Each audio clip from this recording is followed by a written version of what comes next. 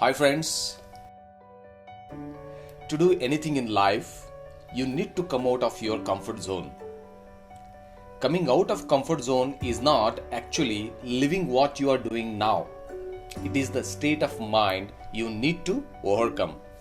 Just think, since how many days, months, years you are thinking to do that is of your interest and you are not able to do it. It is because what is really important to you is not important at all at this moment. Yes, sounds a little awkward, but that is the fact.